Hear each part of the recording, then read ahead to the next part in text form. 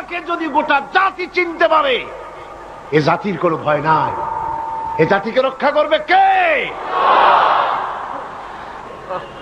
Guinness বুক, যেটা পৃথিবীর সবকিছু উল্লেখযোগ্য রেকর্ড করা হয় যে বইতে, সে বইতে লেখা হয়েছে প্যাসিফিক ওশেন, প্রশান্ত মহাসাগরের ভেতরে একটি নদী আবিষ্কার হয়েছে, যে নদীটি 250 মাইল চওড়া, 4000 মাইল লম্বা।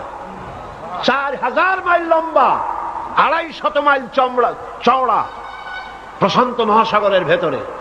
এটার পানি সম্পূর্ণ মিষ্টি। সুবহানাল্লাহ। চতুর্দিকের পানি নোনা, মাঝখানে বিরাট এই নদী, সমুদ্রের ভিতরেই নদী, মাঝখানে মারাজাল বাহরাইনি ইয়ালতাকিয়ান বাইনাহুমা বারযাখুন লা ইয়াবগিয়ান। মাঝখানে কোনো পার্টিশন নাই, অথচ নোনা পানির ক্ষমতা নাই মিষ্টি পানিকে নোনা বানায়, আর মিষ্টি পানিরও ক্ষমতা নাই নোনা পানিকে মিষ্টি বানায়।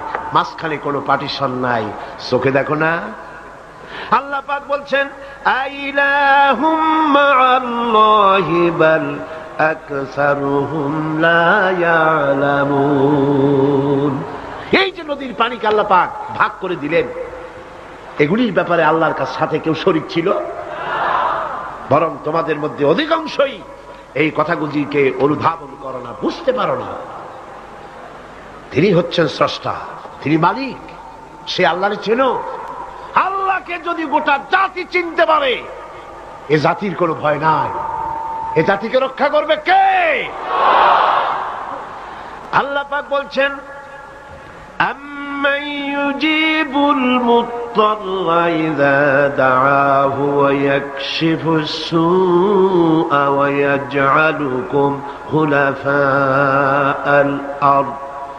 আল্লাহ পাক বলেন এমন কে আছেন যিনি ব্যাকুল এবং অস্থির দোয়া যিনি শোনেন, এমন কে যিনি তোমাদেরকে দুনিয়ার খলিফা বানায় দিয়েছেন, দুনিয়া ব্যবহার করার উপযোগী করে দিয়েছেন, ব্যবহার করার ভোগ করার সুযোগ করে দিয়েছেন। তিনি কে? তিনি হচ্ছেন আল্লাহ পাক। গভীর রাত্রে আপনি যে ক্রন্দন করেন, চিন্তা করেন, মামলায় পড়ে, মকদ্দমায় পড়ে, কষ্টে পড়ে, ঋণগ্রস্ত হয়ে, রোগগ্রস্ত হয়ে, ব্যথা নিয়ে, বেদনা নিয়ে, অস্থির মন নিয়ে আপনি যে দোয়া করেন, সেই দোয়া কে শোনে বলেন? কে শোনে? আল্লাহ রাব্বুল আলামিন বলেন আমি শুনতে পাই, আমি সব শুনতে পাই। সামিউম বাসীর, এমন কিছু নেই যে আমি শুনি না। সমুদ্রের অতল তলদেশে শৈবালের সাথে লাগানো, প্রবালের সাথে লাগানো ছোট্ট একটি পোকা, যা মাইক্রোস্কোপ যন্ত্র ছাড়া দেখা যায় না, আটলান্টিক মহাসাগরের অতল তলদেশে ওই পাথরের সাথে মিশে থাকা ছোট্ট পোকাটি যদি ক্ষুধার জ্বালায় চিৎকার মারে, যদি পেটের যন্ত্রণায় চিৎকার মারে, কেউ শোনে না। আল্লাহ পাক বলেন আমি আরশের মালিক, আমি শুনতে পাই। আইলাহুম মাআল্লাহি কালিলাম মা তাযাক্কারুন। এগুলি আমি শুনি, আর পৃথিবী ভোগ করার জন্য আমি তোমাদেরকে অধিকার দিয়েছি। মানুষ মঙ্গল গ্রহে যাচ্ছে, তাতে আমার কোনো ক্ষতি নেই, আপনাদের ক্ষতি আছে, যাক না মঙ্গল গ্রহে। কিন্তু একটা বিষয় ক্ষতি হয়, আমি বিজ্ঞানে আমাকে গোড়া ধর্মান্ধ ভাবার কোনো কারণ নাই। বিজ্ঞান চলে যাক মঙ্গল গ্রহে, কিন্তু তার উপকারিতা কতটুকু তা আমাদের দেখতে হবে, দেখা উচিত না? পৃথিবীর মানুষ যেখানে না খেয়ে মারা যাচ্ছে, যে টাকা খরচ করা হলো মঙ্গল গ্রহে যাওয়ার জন্য, সেই টাকা দিয়ে যদি বিদ্যুৎ তৈরি করা হতো, পৃথিবীর প্রত্যেকটি মানুষের বাড়িতে বাড়িতে বিদ্যুৎ পৌঁছে দেওয়া যেত। যে টাকা দিয়ে বোম তৈরি করা হচ্ছে মানুষ মারার জন্য, সেই টাকাগুলি যদি একত্রিত করা হতো, তাহলে পৃথিবীর প্রত্যেকটি গ্রামে গ্রামে, বাড়িতে বাড়িতে বিশুদ্ধ পানি ও পানির ব্যবস্থা করা যেত।